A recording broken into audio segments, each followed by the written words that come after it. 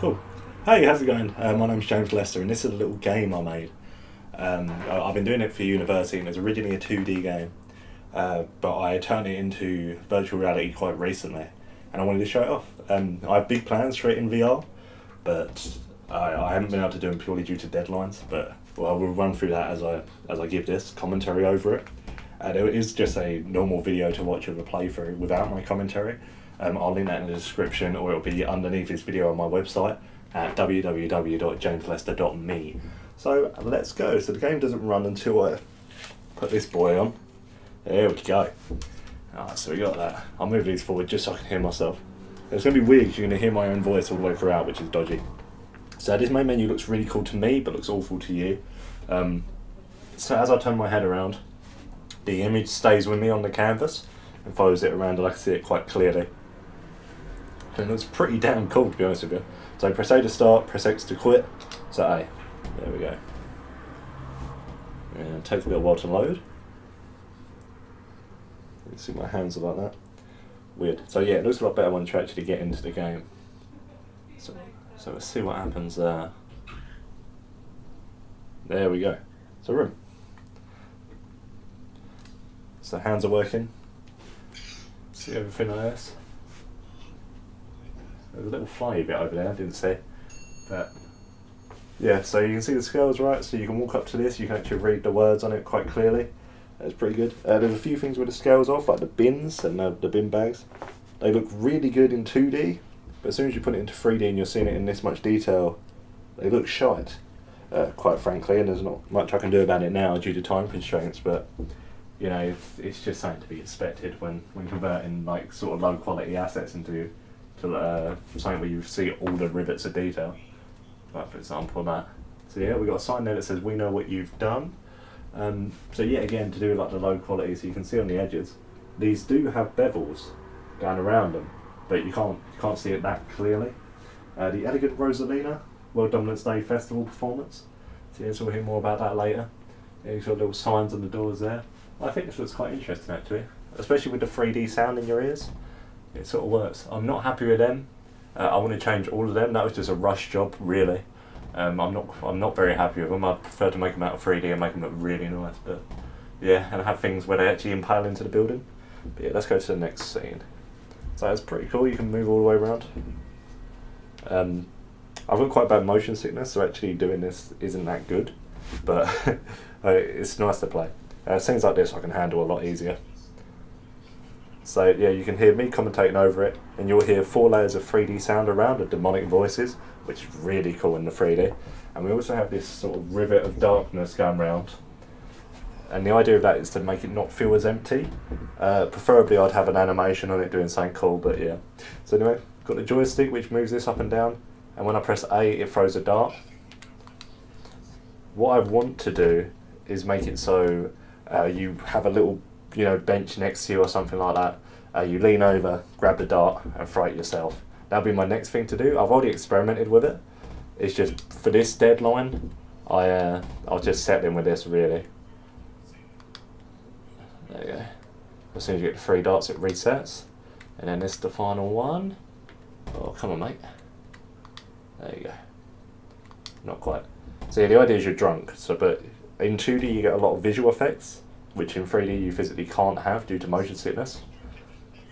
For example, the camera used to rotate like this and have this swaying motion in it, but you physically can't have that in VR 3D because you're ill. But yeah. Now this is the scene I'm most happy with in the whole game.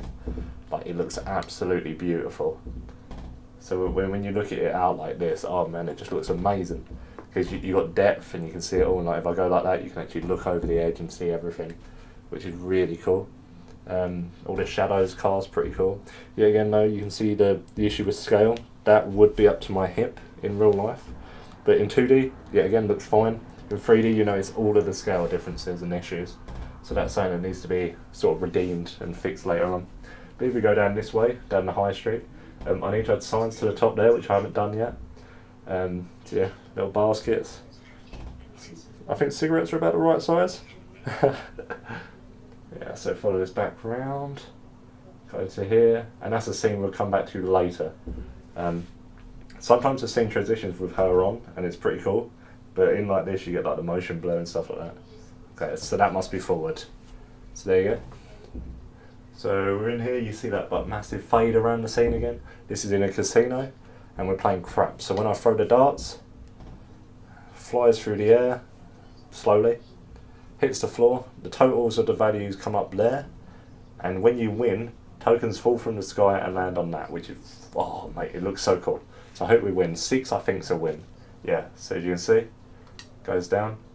I was messing with opacity, and for some reason some of the tokens have got a lot better, some of them haven't, so don't know what that's about.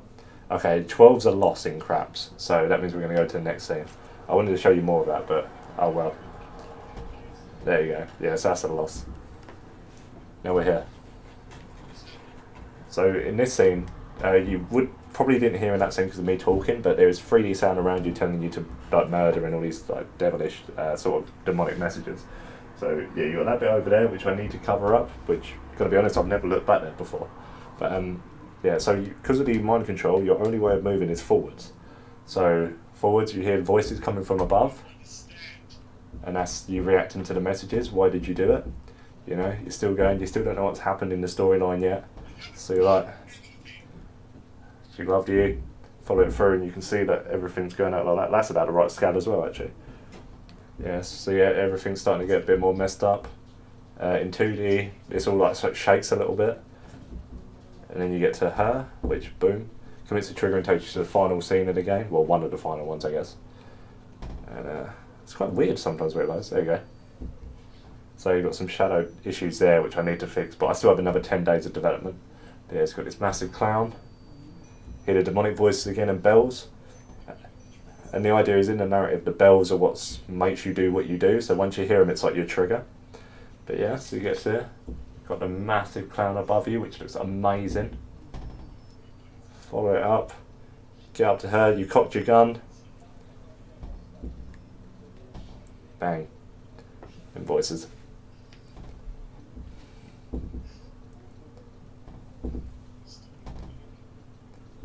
And that was a message that's been played over and over, like, what was it, whatever happens in the dark comes to light, or something like that. That's a message that was played throughout the game. You hear it every now and again through demonic scenes. And here you go, we've got another canvas that follows my eye as we move. Like that, just to keep them with me. It's probably better to just keep yourself still at this point, just so you don't feel well. Because I like to shake my head about, so. Yeah, it tells you all the software, tells you everything. And to leave this scene, you literally just press this button here, and it quits you out of the game, but I'll let it run through to the end. Yeah, it's pretty cool, man, because even these are in 3D. It's like when it moves like that, you get a bit of depth. That's really cool. It's got the messages on it, you can see it all. Yeah, I'm happy with these. Like, the playing of videos was actually quite easy to do. And obviously with my video editing ability anyway, it was really easy.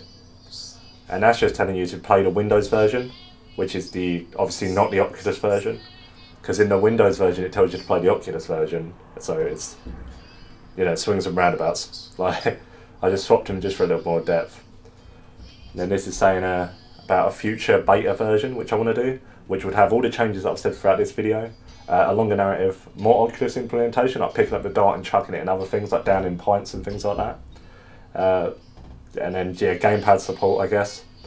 But mainly Oculus, that's my biggest focus at this point, because it just interests me. I don't know, I like it. You also look really stupid when you have it on, so it makes me like it even more. Which is cool. And it says that.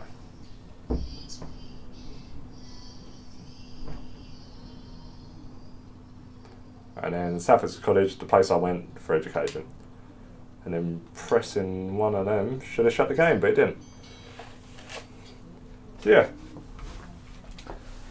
Thank you for watching. That was sort of my commentary of everything that's happening. I'm going to release a version of me playing through it without any of that commentary and just the pure sound and just the experience. So yeah, make sure you give that a look. Thank you for watching. Bye.